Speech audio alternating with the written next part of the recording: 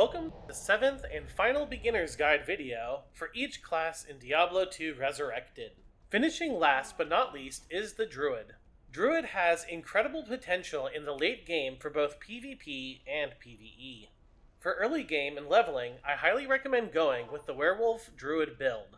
Werewolf Druids have access to early talents that give them a massive life pool, good damage, and even quality of life increase of having a bunch of extra stamina. Let's get into the stats. There are two schools of thought when building a Werewolf Druid. You can use a two-handed weapon to maximize damage with melee attacks like Fury, or using a shield to maximize survivability while using an ability like Rabies. This matters because it will decide how much dexterity you will put into your build. I personally think the Rabies build is better for leveling in PvE in general. For this reason, I recommend getting a shield with increased block chance as well as increased block speed, and putting points into dexterity so you have around 50% chance to block. As always, for strength, only put in the bare minimum of stat points that are needed for equipping your gear. The rest of your points will be put into vitality. Mana after kill gear and mana potions should be good enough to sustain you. As mentioned before, the Druid has some amazing talents. At level 1, you have access to both Werewolf form and Lycanthropy. Each point into Lycanthropy increases your life while in Werewolf form, as well as the duration of the transformation.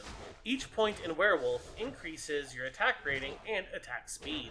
You also get Poison Creeper at level 1. I recommend putting 4 points into Poison Creeper. This gives a hefty amount of extra damage to Rabies before diminishing returns kicks in. At level 6, you get the Oak Sage Summon. This is a spear that follows you around and gives you a good amount of bonus health. 1 point into Oak Sage is good enough while leveling. Rabies at level 18 is an incredibly powerful talent. It gives a huge amount of poison damage per talent point spent. When you damage a monster with Rabies, it can spread to other monsters close to the one you initially hit. At 30, I do recommend putting 1 point into Fury.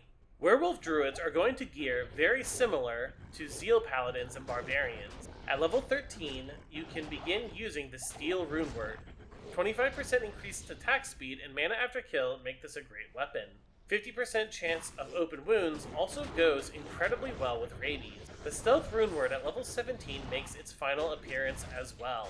If you decide to use a shield over a two-handed weapon, the Ancient's Pledge shield at level 21 is a very strong option due to its massive amount of resistances.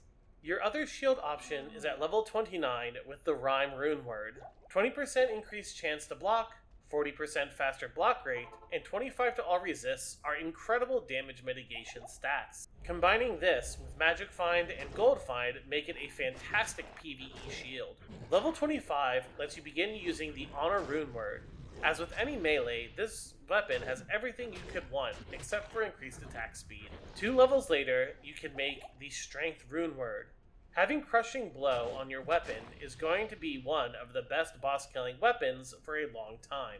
When I do a deep dive into Druid builds in a future video, I will go over weapon swapping. For the Druid's helm, amulet, rings, gloves, and belt, I highly recommend making Blood Hit crafted items. I will leave a link to the recipes to craft those items in the description down below. That is going to do it for this video. If you enjoyed it or found it informative, please consider leaving a like and subscribing.